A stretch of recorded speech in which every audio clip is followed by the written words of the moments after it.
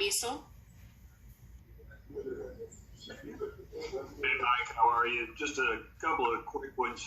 How is Ross progressing today? And then what is the routine like for you? Is we hear some crowd noise, we hear some, what's the noise level inside the arena? What is that like to deal with? Less obviously than a normal arena, but good. I mean, our bench and their bench, everybody's benches are real active and talking, and so there's a lot of talk you hear. But the atmosphere is great.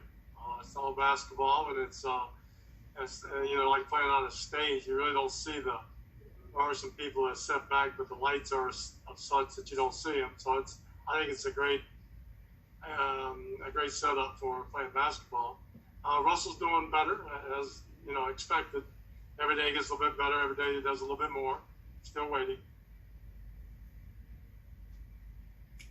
Do we have any other questions? Jonathan Fagan. Yeah, you guys have been very strong in the first quarters all season, but more so in these two playoff games. The same group as in other stretches of the game. Do you have a feel for why that has been a strength all season?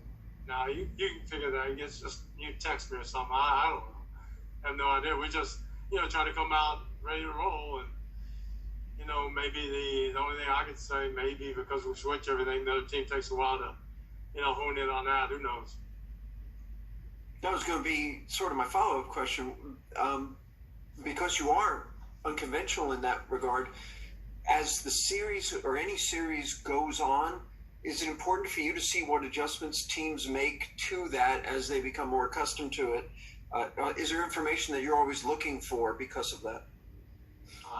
Not more than any other thing we play. You always look for the adjustments they make and what they're trying to do, and you try to counteract it. So, their adjustments either be slipping or picking your own man, or we've been playing a while now, so we kind of know what they're going to try to do to us, and we just try to avoid that. Thank you. Christy Rican. What do you think about the work Ben McLemore has done for you guys in his first time or his first chance to be in the playoffs? Ben's been great all year. He's been not only is a good shooter, but he's a quick shooter, which is really important for us. And but more than anything, the reason he's on the floor and the reason he keeps earning a lot of playing time, besides obviously shooting well, is his defense is good.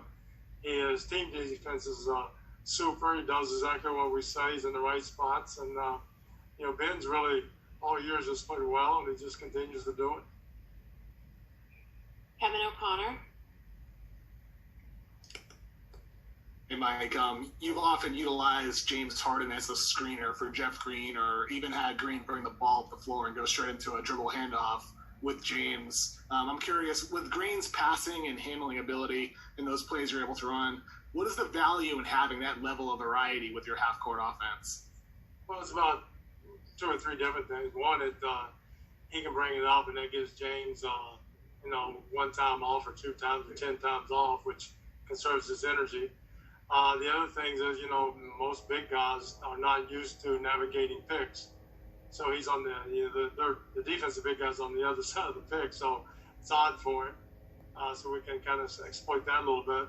But overall, Jeff's just another playmaker on the floor, can make threes and from the center position. So it opens up a world of possibilities from the offensive standpoint. And then he's playing good defense also. Mark Berman. And Mike, getting back to Russell, you had mentioned yesterday was his first day to, I believe you said, get on the court and practice. What was he able to do?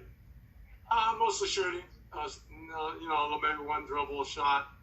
Not a lot of cutting and all that, but he's getting on the alter G and he's running and he's getting closer, but yet we'll still have to wait a while.